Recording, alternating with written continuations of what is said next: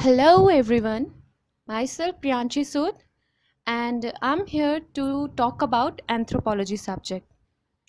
Guys, anthropology subject एक बहुत ही interesting subject है।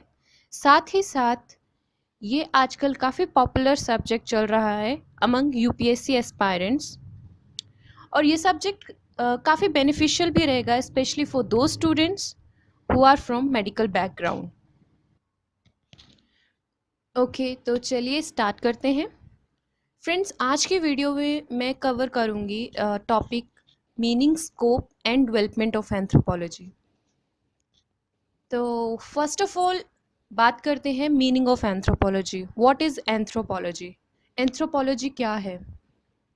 गाइस, एंथ्रोपोलॉजी एक ऐसा सब्जेक्ट है जो इंसानों के बारे में पढ़ता है। हम जैसे साइंसेज और भी पढ़ते हैं, जैसे बॉटनी, जूलॉजी। बॉटनी में हम प्लांट्स के बारे में, पेड़ पौधों के बारे में पढ़ते हैं। जूलॉजी में हम एनिमल्स के बारे में पढ़ते हैं। उसी तरह से एंथ्रोपोलॉजी भी एक ऐसा ही सब्जेक्ट है, साइंस है, जो इंसानों की स्टडी करती है। It is a science of man and his behaviour in a total being. मतलब ये इंसान के बारे में जो स्टडी करती है वो बिल्कुल डीप में और थॉरली करेगी। एंथ्रोपोलॉजी वर्ड ही दो वर्ड्स के कॉम्बिनेशन से बनता है, एंथ्रोपोस एंड लोगस। एंथ्रोपोस एक ग्रीक वर्ड है जिसका मतलब होता है human, the man, and logos means to study. So basically anthropology का मतलब ये बनता है to study man. The study of man is known as anthropology. Man के साथ रिलेटेड उसका ओरिजिन, उसका बिहेवियर, उसका साइकोलॉजिकल बिहेवियर, सोशोलॉजिकल बिहेवियर और व्हाट्सोएवर कुछ भी रिलेटेड है मैन के साथ, हम उसको पढ़ते हैं एंथ्रोपोलॉजी सब्जेक्ट के अंडर। एंथ्रोपोलॉजी सब्जेक्ट एक मल्टी डिसिप्लिनरी सब्जेक्ट कहा जाता है। इस सब्जेक्ट को मल्टी डिसिप्लिनरी सब्जेक्ट इसलिए कहा जाता है क्योंकि कहीं ना कहीं ये बाकी साइंसेस के साथ जुड़ा हुआ है। अलग अलग साइंसेस इंसानों के बारे में पढ़ती हैं, जैसे कि हम जानते हैं एनाटॉमी, जेनेटिक्स, ये इकोलॉजी, ये सब साइंसेज ऐसे हैं जो इंसान का रिलेशन बताती हैं। लाइक इकोलॉजी इन्वायरमेंट के साथ इंटरेक्शन, रिलेशन ऑफ मैन बताती है। जेनेटिक्स पास्ट जनरेशन्स का रिलेशन बताती है प्रेजेंट के साथ। एनाटॉमी हमें फिजिकल स्ट्रक्चर्स के कंपैरिजन, जो हमारा ऑर्गेनिजम्स का, लिविंग ऑर्गेनिजम्स का जो फिजिकल स्ट्रक्चर है उसका कंपैरिजन करती है एनाटॉमी। सो एंथ्रोपोलॉजी एक ऐसी साइंसेज है जो इन सभी साइंसेस को अपने साथ कवर करती है। ये एक ऐसी साइंस है जो इंसान के हर एस्पेक्ट को पढ़ती है। बाकी साइंसेस की तरह किसी एक फील्ड पे फोकस नहीं करती है, हर एक एस्पेक्ट को पढ़ती है। लाइक बाकी साइंसेस हैं, साइकोलॉजी है, पैथोलॉजी है, इकोनॉमिक्स है, सोशियोलॉजी है। साइकोलॉजी में हम पढ़ते हैं मैन और उसका मेंटल बिहेवियर, उसका मेंटल स्टेटस क्या है, उसकी सोच क्या है, वो कैसे सोचता है, क्यों सोचता है, जो भी है वो हम साइकोलॉजी में पढ़ते हैं। सोशियोलॉजी है मैन का रिलेशन विद सोसाइटी, वो सोसाइटी के साथ कैसे लिंक्ड अप है, सोसाइटी में उसका क्या सोशल ऑर्गेनाइजेशन है, उसको हम पढ़ते हैं सोशियोलॉजी के अंदर। पैथोलॉजी में जैसे हम पढ़ते हैं कि डिज़ीज़ के बारे में, इंसान का डिज़ीज़ के साथ क्या रिलेशन है, कहाँ से डिज़ीज़ आती है, क्या प्रिवेंशंस हैं, ये सब पैथोलॉजी में। उसी तरह से अब साइंस, ये अलग अलग साइंसेस पर्टिकुलर फील्ड पे फोकस करती हैं, बट एंथ्रोपोलॉजी एक ऐसी साइंस है जो हर एक एस्पेक्ट को, हर एक फील्ड को इंसान के साथ रिलेट करके पढ़ती है। मतलब जिस भी एस्पेक्ट में इंसान जुड़ा है उसको वो पढ़ेगी। एंथ्रोपोलॉजी को एक कॉम्प्लेक्स साइंस भी कहा जाता है। क्योंकि कॉम्प्लेक्स साइंस इस वजह से कहा जाता है, जैसे कि मैंने अभी बात करी कि ये बाकी की साइंसेस को अपने अंदर मर्ज कर देता है। जो साइंसेस पर्टिकुलर एक टॉपिक या एक फील्ड पे फोकस करता है वो अपने अंदर एंथ्रोपोलॉजी इन साइंसेस को मर्ज कर लेता है। एक तो ये रीज़न है कि इसे कॉम्प्लेक्स स्टडी कहा जाता है। साथ ही साथ एंथ्रोपोलॉजी अलग अलग पॉपुलेशंस में क्या वेरिएशंस मतलब टाइम के साथ जो जो चेंजेस आते हैं उन्हें भी स्टडी करता है। अलग अलग पॉपुलेशन में क्या क्या वेरिएशंस आती हैं, इनको स्टडी करके क्या रिजल्ट है उसके, उन वेरिएशंस के क्या रिजल्ट हैं, कॉन्सिक्वेंसेस, एंड क्या उनका कॉज है, किस कारण की वजह से वो वेरिएशंस आ रही हैं, ये भी एंथ्रोपोलॉजी सब्जेक्ट में पढ़ा जाता है। ये रीज़न भी है कि एंथ्रोपोलॉजी एक कॉम्प्लेक्स साइंस कंसिडर की जाती है। उसके बाद बात आती है कि इसमें इंसान की ओरिजिन कहाँ से हुआ, मतलब कहाँ से शुरुआत हुई ह्यूमन स्पीशीज़ की, और कैसे वो अलग अलग स्टेजेस से गुजरता हुआ मॉडर्न मैन में कन्वर्ट हुआ। जो आज का इंसान है वो कैसे बना, कहाँ से उसकी शुरुआत हुई, क्या क्या रीजंस थे जिसकी वजह से आज के जो मॉडर्न मैन है वो स्पीशीज़ एक नई जनरेट हुई। सो it is it can be called as anthropology is a science that deals with the study of man in time and space. Time and space का मतलब यहाँ पे ये भी हो सकता है, ये कहा जा सकता है कि टाइम के चलते समय के साथ साथ क्या चेंजेस आए और कैसे इंसान पहले के पूर्वजों से लेके अभी तक के मॉडर्न मैन में कैसे कन्वर्ट हुआ। It also talks about the past and present relationship of a modern man with his ancestors. इस साइंस के थ्रू हम मॉडर्न मैन का उसके इंसेस्टर्स के साथ, पूर्वजों के साथ रिलेशन देखते हैं। पास्ट और प्रेजेंट में एक रिलेशन ढूंढते हैं कि हमारा पुराने इंसेस्टर्स के साथ क्या लिंक है, क्या रिलेशन है, ऐसा क्या हुआ था कि उनमें जो चेंजेस आए वो आज हम ऐसे दिखते हैं, और आज हमारा अपना एक कल्चर है, वो कैसे बना, वो कल्चर कैसे बना, हम ऐसे दिखते हैं, तो इसके क्या रीजंस हैं। हम दो पैरों पे चलते हैं, हमें हमारे इंसेस्टर्स, जैसे कि आप जानते होंगे कि बात करते हैं कि हम बंदरों से इवोल्यूट हुए हैं, पर बंदर 4 टांगों पे चलते थे, हम 2 टांगों पे चलते। इसके पीछे क्या रीजंस हैं, ये सब इस एंथ्रोपोलॉजी सब्जेक्ट में स्टडी किया जाता है।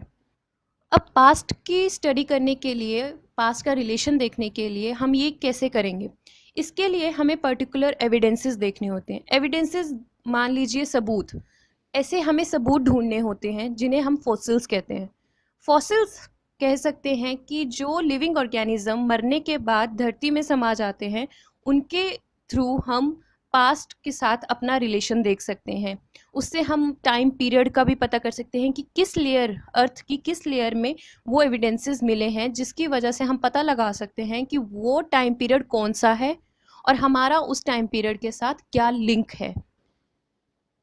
सो यहाँ पे इस तरीके से हमें पास्ट और प्रेजेंट का रिलेशन स्टडी करने को मिलता है। सो कह सकते हैं कि एंथ्रोपोलॉजी एक ऐसी स्टडी है जो पास्ट प्रेजेंट का रिलेशन बना के ह्यूमन का हर एक एस्पेक्ट पढ़ने की कोशिश करती है। So we can consider anthropology as the science of man and his work and behaviour. इंसान का बिहेवियर पढ़ने के लिए हम जो अलग अलग स्टडीज़ करते हैं उसे एंथ्रोपोलॉजी कहा जाता है।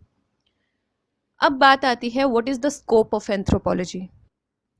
ओके, तो सबसे पहले स्कोप में अगर मैं यूपीएससी के पॉइंट ऑफ व्यू से बात करूं कि यूपीएससी के पेपर के लिए एंथ्रोपोलॉजी क्यों इम्पॉर्टेंट बन जाती है, तो अगर मैं यहाँ पे एक एग्जांपल लेके समझाना चाहूँगी कि कोई भी आईएएस ऑफिसर बनते हैं तो उनका ये मोस्ट इम्पॉर्टेंट ड्यूटी रहती है कि वो सोसाइटी के साथ इंटरेक्ट करें, उनके सोशल इश्यूज़ को समझें, प्रॉब्लम्स को समझें। तो किसी भी सोसाइटी के साथ इंटरेक्ट करने के लिए the foremost important thing is to understand their perspective. किसी भी सोसाइटी के लोगों के साथ इंटरेक्ट करने के लिए हमें उनका पर्सपेक्टिव मतलब उनका नज़रिया देखना और समझना ज़रूरी है। तो अगर हम ये सब्जेक्ट चूज़ करते हैं एज एन ऑप्शनल, तो यहाँ हम सोसाइटी के बारे में भी पढ़ेंगे, सोसाइटी के लोगों के बारे में, उनके पर्सपेक्टिव के बारे में, हर एक सोसाइटी में कैसे लोग अपना कल्चर मेंटेन कर रहे हैं, अपनी इश्यूज़ को सॉल्व कर रहे हैं, उनका क्या पर्सपेक्टिव है, ये सब बातें हम इस सब्जेक्ट के थ्रू पढ़ते हैं। तो it becomes easy for them to relate things. साथ ही साथ हम सोसाइटी के में रहने वाले लोगों के सोशल इंटीग्रिटी को पढ़ेंगे, उनके एथिक्स को पढ़ेंगे। तो कहीं ना कहीं ये यूपीएससी में एथिक्स के पोर्शन में भी हेल्प करेगा। और जैसे कि पहले भी बात करी मैंने कि यह सब्जेक्ट बहुत ही इंटरेस्टिंग है, तो कहीं ना कहीं ये भी एक रीज़न बन जाता है कि हम इसे ऑप्शनल सब्जेक्ट लें। तो अब आगे बढ़ते हैं। एंथ्रोपोलॉजी सब्जेक्ट को हम दो फील्ड्स में डिवाइड कर लेते हैं, physical anthropology and cultural anthropology. Physical anthropology जो है वो हम कंसिडर करेंगे on the basis of physical features, and cultural को हम कंसिडर करेंगे society, cultural issues and everything. अभी मैंने बात करी फिजिकल एंथ्रोपोलॉजी में फिजिकल फीचर्स, लाइक अब इसकी फील्ड सब फील्ड्स क्या हैं? Human biology, human evolution, human variation and human genetics. अब ये सब फील्ड्स ऐसी हैं जो इंसान की फिज़ीक के बारे में बात करता है, बॉडी फिज़ीक के बारे में बात करता है। इनका सोसाइटी या कल्चर के साथ कोई रिलेशन। अब जैसे ह्यूमन बायोलॉजी है, ह्यूमन बायोलॉजी में हम पढ़ते हैं इंसान की पोजीशन और location in animal kingdom. Animal kingdom एक ऐसा किंगडम डिज़ाइन किया गया है जिसमें सारे ही लिविंग क्रिएचर्स को अलग अलग पोजीशंस पे प्लेस किया गया है। तो उस किंगडम में इंसान की क्या प्लेस है, हम ये बायोलॉजी में पढ़ते हैं। इसके साथ हम बात करते हैं relationship of man with his ancestors, primates. Primates यहाँ पे हम पूर्वज, जो इंसेस्टर्स हैं, हमारे पूर्वज हैं, हमारा उनके साथ क्या रिलेशनशिप है, इस सब के बारे में हम यहाँ बात करते हैं। अभी मैं जस्ट डिस्क्रिप्शन दे रही हूँ, आगे आने वाले वीडियोस में हम इसके बारे में डीप में बात करेंगे। इसके बाद आते हैं बात evolution, human evolution. Human evolution में हम पढ़ते हैं कि मैन कैसे इवोल्यूट हुआ। इवोल्यूट इज़ अ प्रोसेस, ये प्रोसेस है जो टाइम के साथ चेंज होता है। टाइम के साथ जो चेंज है, मैन ने कैसे वो टाइम के साथ चेंजेस आए जो मॉडर्न डे मैन में कन्वर्ट हो गया। इस प्रोसेस को हम पढ़ते हैं जियोलॉजिकल एंड पैलेंटोलॉजिकल एविडेंसेस के थ्रू। अभी जैसे मैंने बताया था कि फॉसिल्स के थ्रू एविडेंसेस हुए सबूत, और वो सबूत बनते हैं फॉसिल्स।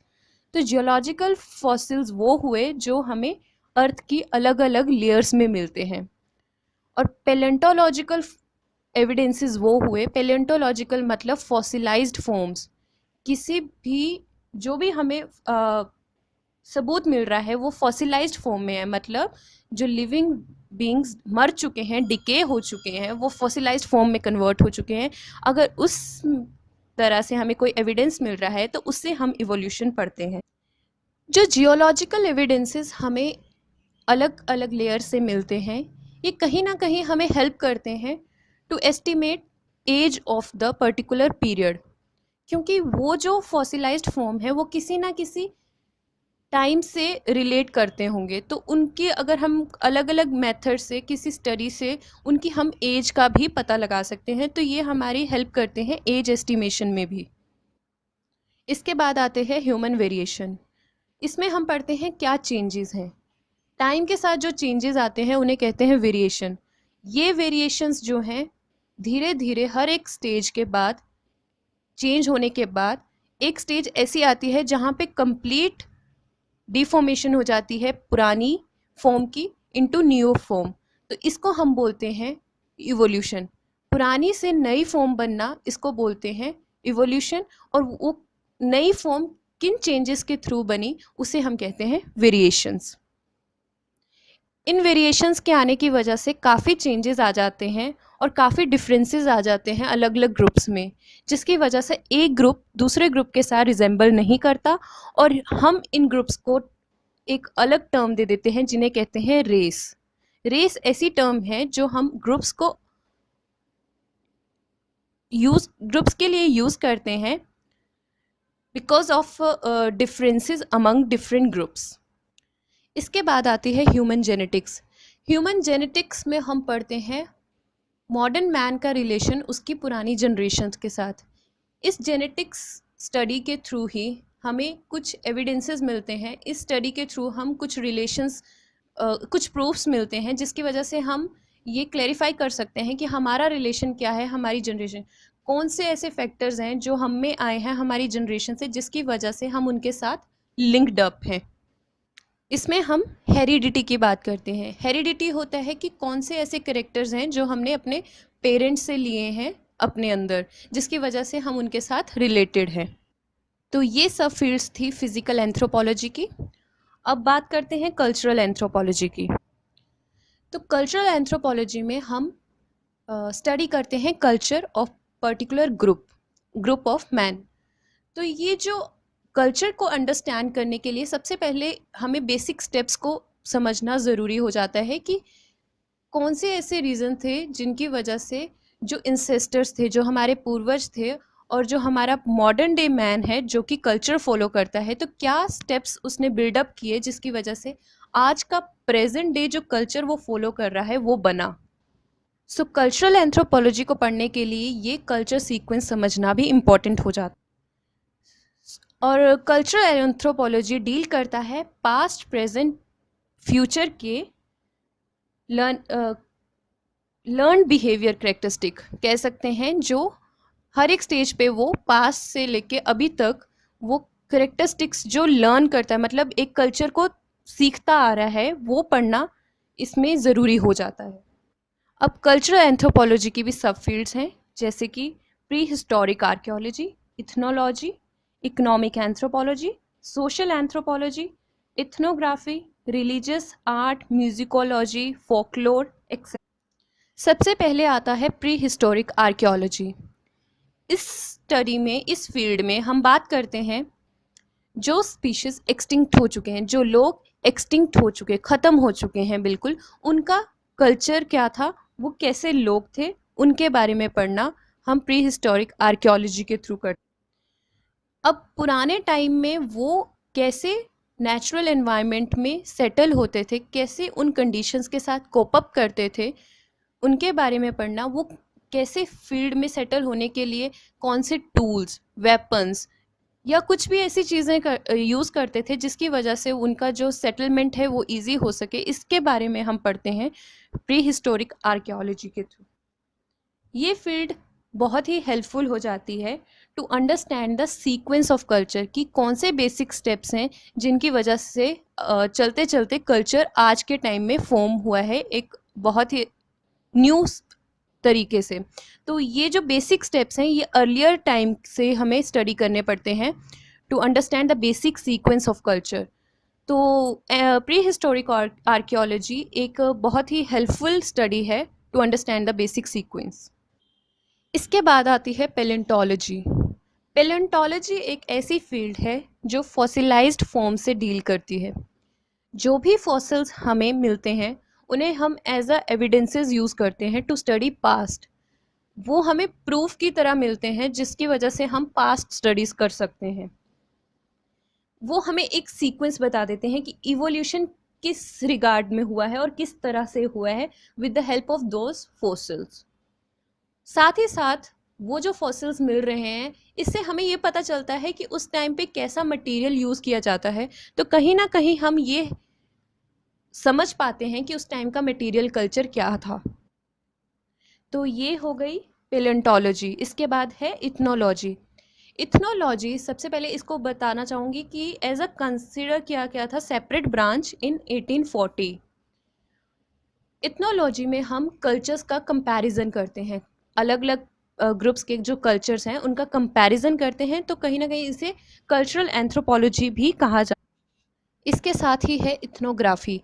इथनोग्राफी में हम direct and indirect method use करके अलग अलग कल्चर्स को स्टडी करते हैं from all over the world. All over the world जो भी लोग अपना अलग अलग कल्चर फॉलो करते हैं हम उसको स्टडी करते हैं, और जो भी हम स्टडी करते हैं उसका डाटा कलेक्ट करते हैं, और ये जो डाटा कलेक्ट किया है इथनोलॉजी में हम इस डाटा को एनालाइज और कंपेयर करते हैं। सो ये बात हो गई इथनोलॉजी एंड इथनोग्राफी के बीच। इसके बाद आती है सोशल एंथ्रोपोलॉजी। सोशल एंथ्रोपोलॉजी है, इसमें हम मैन का रिलेशन देखते हैं सोसाइटी के साथ। इंसान को हम सोशल एनिमल कहते हैं क्योंकि इंसान पसंद करता है कि वो एक सोसाइटी में रहे, लोगों के साथ मिलकर रहे, ग्रुप्स में रहे, पर्टिकुलर एक टेरिटरी को शेयर करे, एक लैंग्वेज को शेयर करे, पर्टिकुलर कल्चरल ट्रेडिशंस जो हैं वो फॉलो करें।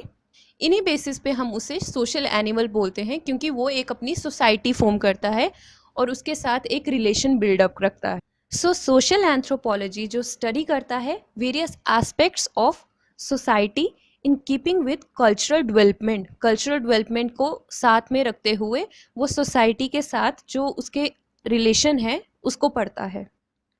इसके बाद बात आती है इकोनॉमिक एंथ्रोपोलॉजी। इकोनॉमिक एंथ्रोपोलॉजी में हम अलग अलग मीन्स, अलग अलग तरीके जिसकी वजह से मैन अपना सब्सिस्टेंस होता है वे ऑफ लिविंग, किस तरीके से वो अपना लिवलीहुड चलाता है उसको पढ़ते हैं।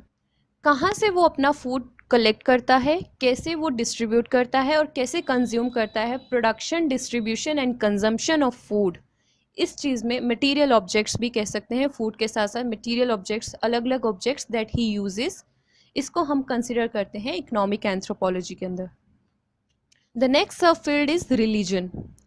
रिलीजन में हम पढ़ते हैं मैन का क्या रिलेशन है super natural powers. Super natural powers यहाँ पे हम गॉड को कहेंगे, भगवान को कहेंगे, क्योंकि कहीं ना कहीं मैन का रिलेशन है भगवान के साथ। इसका रीज़न ये बन जाता है कि दुनिया में कुछ क्वेश्चंस हैं जो इंसान आंसर नहीं कर पाता, लाइक कि ये सन क्यों एग्जिस्ट करता है, सूर्य क्यों एग्जिस्ट करता है, मून क्यों एग्जिस्ट करता है। तो जब ऐसे क्वेश्चन इंसान के सामने खड़े हो जाते हैं तो कहीं ना कहीं वो सोचता है कि कहीं सुपर नेचुरल पावर्स हैं जो इन सबको कंट्रोल करती हैं, और उनके अंदर एक बिलीफ पैदा हो जाता है कि हाँ भगवान है। तो ये बात हो गई रिलीजन की। इसके बाद आता है आर्ट, म्यूजिकोलॉजी एंड फोकलोर। तो ये एक ऐसी फील्ड है जिसमें इंसान अपने रिलैक्सेशन के लिए इन्वॉल्व होता है।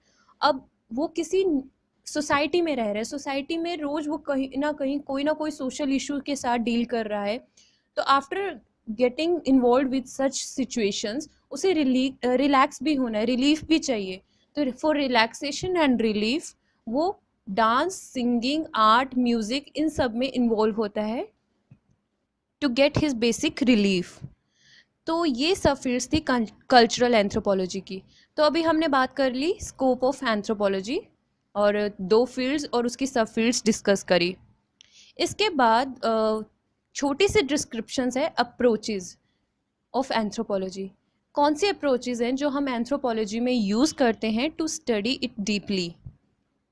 So there are three type of principles that we use to study anthropology deeply as well as thoroughly. That are principle of holism, principle of relativism and principle of comparison. Principle of holism में हम बात करेंगे, जैसे कि अभी तक हम यही बात करते आ रहे हैं कि हम इस स्टडी को एंथ्रोपोलॉजी में इंसान को होलिस्टिक मैनर में स्टडी करते हैं, मतलब उसको हर एक एस्पेक्ट में स्टडी करते हैं, whether it is social, physical, cultural, psychological और एनी अदर। सो इंसान को टोटल फॉर्म में स्टडी करना हम कंसिडर करते हैं प्रिंसिपल ऑफ होलिज्म के अंदर। इसके बाद आता है प्रिंसिपल ऑफ रिलेटिविज्म। इस प्रिंसिपल के अंडर हम पढ़ते हैं कि अगर हम किसी इंडिविजुअल को, उसकी सोसाइटी को और उसके कल्चर को पढ़ रहे हैं तो इट बिकम्स इम्पॉर्टेंट कि हम उनके पर्सपेक्टिव यहाँ मतलब है नज़रिए को, हम उनके कल्चर को, उनकी सोसाइटी को उनके नज़रिए से देखें और समझें। So it becomes very important to understand the perspective of each individual. For example, हम कोई अपना कल्चर फॉलो करते हैं और एक पर्टिकुलर ग्रुप है वो अपना कल्चर फॉलो करता है, तो जिस नज़रिए से हम अपने कल्चर को रिस्पेक्ट करते हैं तो इट बिकम्स इम्पॉर्टेंट कि हम उसी नज़रिए से, हम उनके नज़रिए से, उसी तरीके से उनके नज़रिए से उनके कल्चर को रिस्पेक्ट करें और उनके तरीके से उनको फॉलो भी करने के लिए आगे हों। तो ये होता है प्रिंसिपल ऑफ रिलेटिविज्म। इसके बाद आता है third principal, principle of comparison. अब जो इंडिविजुअल एंथ्रोपोलॉजी सब्जेक्ट को पढ़ रहा है उसे हम कहते हैं एंथ्रोपोलॉजिस्ट। तो एंथ्रोपोलॉजिस्ट का मेन फंक्शन है field work, to do field work, field में जाके वहाँ पे रिसर्च करना और डाटा कलेक्ट करना। हालांकि इस बात की हमें यहाँ पे ज़रूरत नहीं है, यूपीएससी पॉइंट ऑफ व्यू से इसकी ज़रूरत नहीं है, बट फिर भी मैं आपको ऐसे समझाने के लिए बता रही हूँ कि फील्ड वर्क करना एंथ्रोपोलॉजिस्ट का मेन टारगेट होता है। तो फील्ड वर्क में जाके हम जो भी रिसर्च करते हैं, जो भी हम काम करते हैं, उसका डाटा एनालाइज करना, जो भी डेटा इकट्ठा करके लाते हैं उसको एनालाइज करना और एक कंक्लूजन निकालना उसमें से, उसको बोलते हैं हम field work analysis. So it's an important task given to anthropologists to do data analysis of particular research. So ये principle हो गया principle of comparison. So these were the three approaches that we use in anthropology. So today we covered three topics: meaning, scope and approaches of anthropology. So आज के लिए बस इतना ही, introductory session तक ही. फिर मिलेंगे, तब तक के लिए थैंक यू.